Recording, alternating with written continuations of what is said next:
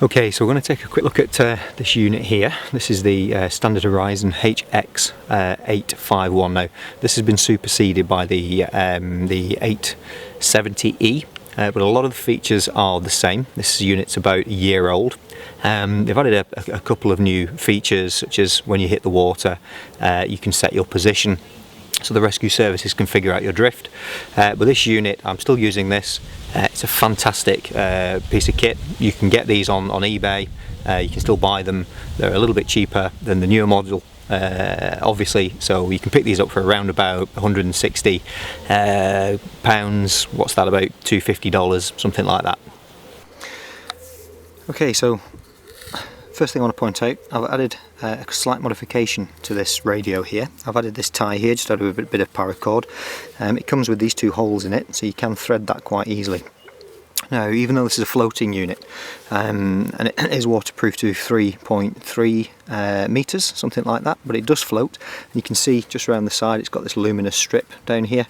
It also has a strobe, which flashes on the front here should it touch the water, but nevertheless I still want to keep it attached to me because I don't want to lose this if I capsize. So I just thread this through my personal flotation device so it won't wander off in an emergency. So quite easy to turn the unit on. We're just going to click and hold the menu button there, and it's going to beep a couple of times.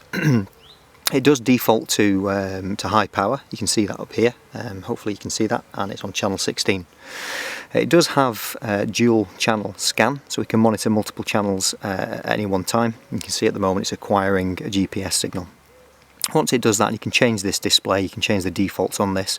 You can have a compass over here, so you can set your waypoints, I think up to 200 waypoints you can have it here. And you can use it as a navigational aid. But it takes a minute just to acquire the signal. If it doesn't acquire a signal, it will beep 3 times for you, quite loud, so you're aware that you're not getting a GPS signal. Now, that's important on a DSC enabled device. There's a DSC switch under here, because obviously it transmits that data should you push that button.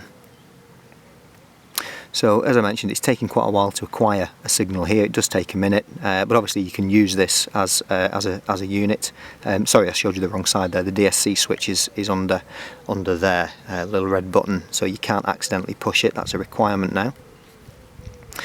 Before you go out, I must mention that it is a waterproof unit, so you do need to make sure that this is actually pushed down. That's for your, sorry, you can see that. That's for your mic attachment there. You can unscrew that. It's quite tight at the moment because it's never been off. But there is a mic attachment under there. You can see it's got a rubber gasket around it, so you can pop your mic in there should you have one of those, and you can pop an earpiece in. I don't have one of those, so that stays on there nice and tight. If that does come off, by the way, the warranty is null and void, and they won't replace the unit.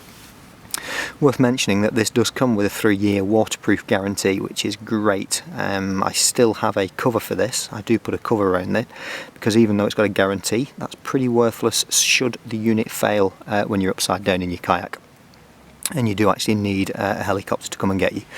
So I do take that extra precaution, but it's nice to know that they've got the confidence to give you that warranty, really, and you can use that, and they will replace the entire unit for a period of 3 years. And I believe that's true on the newer models as well. The battery is detachable. It'll last for about 5 hours. Again, the newer model, it's got a higher rated battery. I think 1800 milliamp hours. This is 1500, so it will last a little bit longer. So you can see it's gained or acquired its signal there. It's got the UTC that's being passed from the satellite, and we've got my north and west bearings there. Okay, so it does come with DSC, as I mentioned, so it's just a case of flipping that up there, and you push and hold this button here for, I think, around about 5 seconds. So we've got a distress alert here. We can undesignate it, or we can change that to fire, flooding, collision, grounding, so we can send that with the DSC signal. Once we've done that, so we've capsized, we press and hold for 3 seconds.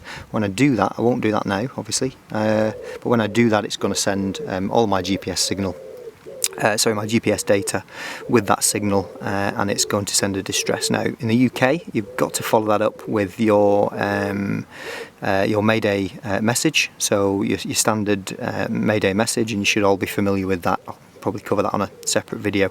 If you do that by accident, you can just hit the clear button here and it'll go back to channel 16. So you can turn the volume up and down. You've got volume buttons here. Oops, sorry. You've got volume buttons here. You can hit the volume and you can turn that up and down quite easily. You have got a squelch, so we've not got that nasty buzzing in the background, but obviously if you if you decrease that, sorry. Okay, you can see the squelch kicking in there. It does seem to be set once, and it just keeps that setting for a long time. I've never actually had to mess with that. You can click and hold for the strobe, so you can see the strobe go in there. Now that's obviously quite bright in the water, and that strobe will fire as soon as the unit hits the water. So if you are detached from the unit, you can quite easily find it, which is quite important, obviously. And again, you've got this luminous strip that runs pretty much all the way around the unit there. Okay, so to send a transmission on whatever channel you're on, quick and easy, just push that button. It's quite a firm button, quite a positive thing to push, so you are aware that you're actually pushing this, so it's quite easy to do. And then obviously just talking to the unit down here, your mic, you can probably see that there is just there. Okay, it is a DSC unit, so obviously it comes with those benefits. If you know the MMSI of a different unit, you can input those. It does have a phone directory, so you can input all of your friends' numbers and you can call them direct quite easily. Okay, changing channel, nice and easy. Obviously you want it to be. You can just simply scroll up. You can push and hold these and they change very easily there. It does have 99 channels. Very easy to select. Now you can also set the the power rating here. You've got H and L, so you can push and hold that. You've got 3 power settings, 1 watt, 2 watt and 6 watt.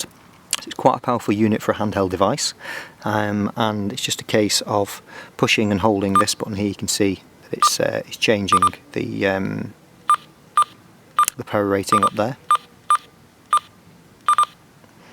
Okay, and if you want to flip back to channel 16, I usually leave it on channel 16.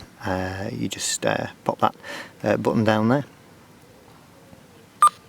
Now, as I mentioned, you can set in multiple preferred channels. I think I've got 3 in here. You can see, if you're quick enough there, that it's scanning 1672, I think, and 8 is that.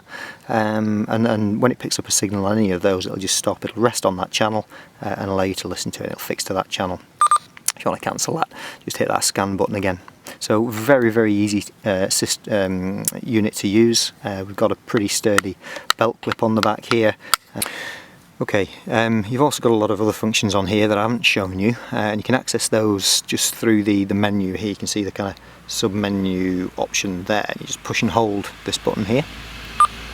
You can set your radio up. Obviously you can set your DSC up.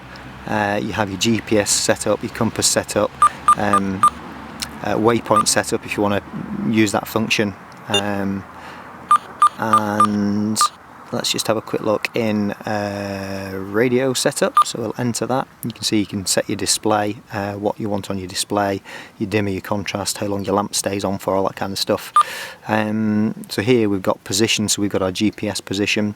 But you can see that you can have your navigation there, so your waypoints, or you can have your compass, and we'll just enter that there, and you can see hopefully that's switched around there. And we've got quite a bit of information there. Interestingly, it will navigate to another distress, or sorry, a DSC signal. So if you do receive one of those, you can set this unit up to actually navigate you to that signal.